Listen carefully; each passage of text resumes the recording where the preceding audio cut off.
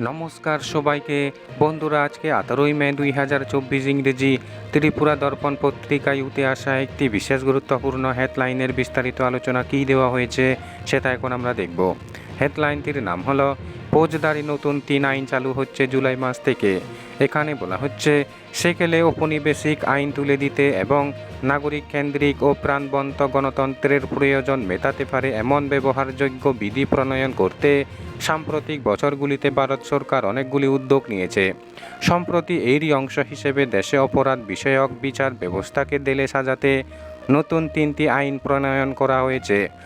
নতুন এই আইনগুলি হল ভারতীয় ন্যায় সংহিতা 2023, ভারতীয় নাগরিক সুরক্ষা সংহিতা 2023 এবং ভারতীয় সাক্ষ্য অধিনিয়ম।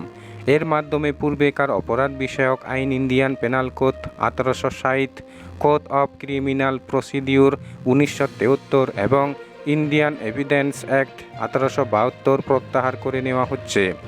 এই মর্মে নতুন অপরাধ বিষয়ক আইনগুলি 2024-এর 1 জুলাই থেকে কার্যকর করতে বিজ্ঞপ্তি জারি করা হয়েছে। নতুন এই আইনগুলি সম্পর্কে বিশেষ করে সংশ্লিষ্ট অংশীদার ও আইন চর্চাকারী মহলের মধ্যে সচেতনতা সৃষ্টির লক্ষ্যে কেন্দ্রীয় আইন ও বিচার মন্ত্রক শনিবার ও রবিবার আসাম সরকারের সঙ্গে মিলিতভাবে আইআইটি গুয়াহাটি নামাতি জোলাহা ভূপেন হাজারিকা প্রেক্ষাগৃহে এক সম্মেলনের আয়োজন করেছে। অনুষ্ঠিতব্য এই সম্মেলনের শিরোনাম India's progressive path in the administration of criminal justice system.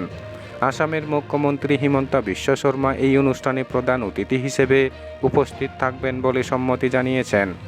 এছাড়াও এই উপলক্ষে সুপ্রিম কোর্টের বিচারপতি জাস্টিস ঋষিকেশ রায়, গুয়াহাটি হাইকোর্টের বিচারপতি চিফ জাস্টিস বিজয় বৈষ্ণব এবং হাইকোর্ট অফ সিকিমের বিচারপতি চিফ জাস্টিস বিশ্বনাথ সমাদ্দার সম্মানিত অতিথি হিসেবে উপস্থিত থাকবেন।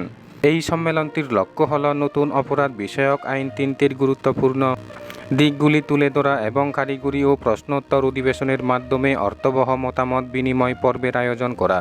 এছাড়াও পাশাপাশি এই সম্মেলনের বিভিন্ন আদালতের বিচারক, আইনজীবী, শিক্ষাবিদ, আইন প্রয়োগকারী সংস্থাগুলির প্রতিনিধি, পুলিশ আধিকারিক, সরকারি আইনজীবী, জেলা প্রশাসনের আধিকারিক এবং উত্তর পূর্বাঞ্চলের রাজ্যগুলির আইন নিয়ে পাথরত ছাত্রছাত্রীরা অংশগ্রহণ করবেন।